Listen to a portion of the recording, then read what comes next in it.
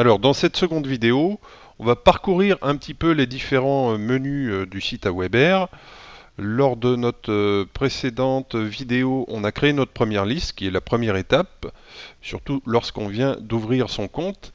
Et là, donc, je me suis connecté sur un compte AWeber sur lequel plusieurs listes ont été créées déjà et qui existent depuis un certain temps, pour vous montrer donc avec plus d'efficacité comment s'organisent les différents menus. Donc vous voyez qu'on est sur la page d'accueil ici et que vous avez en cadre ici le nombre total d'inscrits sur les différentes listes composant ce compte AWeber, et vous avez des statistiques également sur le nombre d'inscriptions du jour, le nombre d'inscriptions de la veille, le nombre de désinscriptions du jour.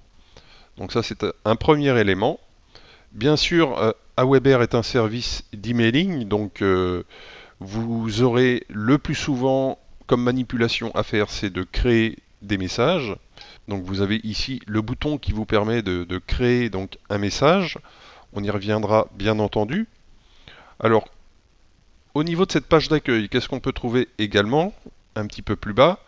Là, vous avez les récents messages envoyés. Et vous avez pour chaque message différentes informations. Voilà le nombre de personnes destinataires de ce message. Donc ça, c'est la liste sur laquelle a été envoyé le message. Et on indique également que ce message a été envoyé à 22 autres listes. En plus de cette liste principale, vous avez la date et l'heure d'envoi, le pourcentage d'ouverture, c'est-à-dire le nombre de personnes qui ont ouvert le message, le nombre de personnes qui ont cliqué sur les liens contenus dans ce message. Ici, vous avez une information sur les messages qui n'ont pas abouti en boîte de réception, soit parce que les gens ont fermé leur adresse email, ce genre de choses. Et ici, le nombre de plaintes, c'est-à-dire les gens qui se sont plaints de recevoir éventuellement un message de notre part. Au niveau des informations concernant les listes, vous avez pour les différentes listes, eh bien, le nom de la liste, le nombre d'inscrits du jour, de la veille, le nombre total d'inscrits, le nombre total de désinscrits, et donc le total cumulé inscrits et désinscrits. Et vous avez donc ces différentes listes. Alors pour créer une nouvelle liste, vous avez un bouton ici, et vous avez également la possibilité de créer une nouvelle liste en vous rendant ici. Donc là, vous avez les différentes listes. Vous pouvez désactiver une liste. Donc la désactivation, plutôt que la suppression, en fait la désactivation, ça permet de suspendre pendant 30 jours la liste, et au bout de 30 jours, elle est supprimée définitivement. Mais au moins pendant ce délai, eh bien, vous avez la possibilité de revenir sur votre décision de la supprimer. Ici, vous avez la possibilité d'exporter un backup de l'ensemble de vos listes. Donc si vous cliquez ici, voilà, vous avez donc l'adresse email sur laquelle vous allez recevoir le fichier, et il vous suffit de cliquer sur ce bouton, tout simplement. Alors, concernant les autres menus ici présents en haut, tout d'abord tout ce qui concerne les messages. Alors, possibilité d'envoyer des follow-up ou des broadcasts, on verra la différence plus tard. Ça, c'est également une fonctionnalité intéressante puisque ça permet, une fois que c'est paramétré, de faire en sorte que pour un blog, tous vos inscrits soient automatiquement destinataires d'un message dès que vous publiez un nouvel article sur votre blog. Et ici, la possibilité de gérer ce qu'on appelle le template manager, c'est-à-dire un outil qui vous permet de créer donc un template de message que vous pouvez ensuite réutiliser. Ici dans le menu Subscribers, eh bien, vous allez pouvoir gérer vos inscrits, c'est-à-dire ajouter de nouveaux inscrits, les bloquer momentanément, les supprimer. Ici, vous pouvez donc ajouter des inscrits manuellement jusqu'à 10 adresses email, ou alors procéder à une importation en plus grand nombre. Ici, vous avez donc un historique de vos importations. Ici, le menu simple pour créer vos formulaires d'inscription. Ici, un menu de rapport et statistiques. Ici, le menu List Options. Donc, on a vu dans la précédente vidéo tous les paramètres de la liste. Il y a possibilité également d'ajouter des champs supplémentaires. Les règles automatiques pour faire passer des inscrits d'une liste à une autre, ou les désinscrire d'une liste quand ils s'inscrivent sur une autre liste.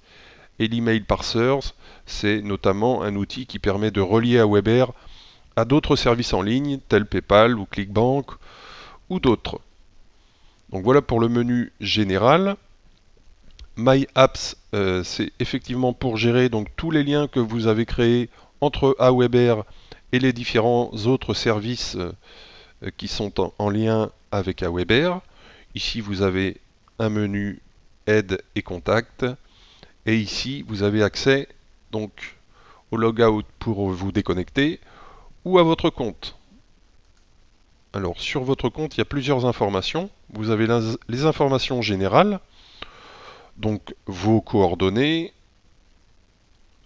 votre adresse postale, tout ce que vous avez renseigné lors de votre inscription, et ici la possibilité de modifier votre password. Donc là, vous pouvez personnaliser et renseigner votre propre mot de passe plutôt que celui que vous a transmis Aweber lors de votre inscription. Donc il vous suffit de taper une fois votre mot de passe ici, une seconde fois ici, et de cliquer sur Save Settings, et votre mot de passe sera changé. Ensuite, vous avez vos informations de facturation. Donc vous avez votre carte bleue. Vous pouvez ici afficher donc les différentes cartes bleues utilisées. Vous avez ici donc votre plan. Donc vous voyez qu'ici c'est un plan annuel et vous avez la possibilité d'en changer et de sélectionner donc plan annuel, par trimestre ou mensuel. Et il vous suffit de cliquer sur Save après modification. Et ici vos dernières factures, et vous pouvez en avoir un aperçu ici.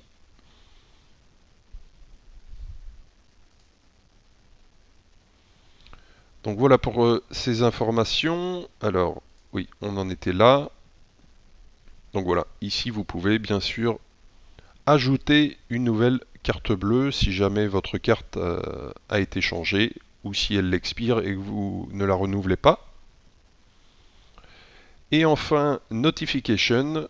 Alors, on en a déjà parlé lors de la création de notre première liste, c'est-à-dire qu'on peut recevoir un email d'Aweber pour chaque inscription sur une de vos listes. Donc ça, c'est à gérer séparément, hein, liste par liste. Mais vous pouvez également donc gérer ici les notifications en termes de news, c'est-à-dire les articles du blog Aweber, hein, donc toutes les informations délivrées par Aweber sur leur blog, et puis vos informations de facturation. Donc ça, je vous recommande au moins de cocher la case billing, et par défaut, Aweber reprend votre nom et l'adresse email que vous avez renseigné lors de votre inscription. Et vous pouvez bien sûr ajouter d'autres adresses email et de sélectionner si vous voulez la newsletter et les informations de facturation. Donc voilà pour My Account. Et voilà un petit peu pour la présentation donc, du menu général d'Aweber. On va bien sûr rentrer plus en détail dans la suite de la formation sur les différentes fonctionnalités. Et la première étape, en tout cas dans la prochaine vidéo, nous allons voir comment créer un formulaire d'inscription qui est donc accessible depuis ce menu. Donc je vous retrouve tout de suite.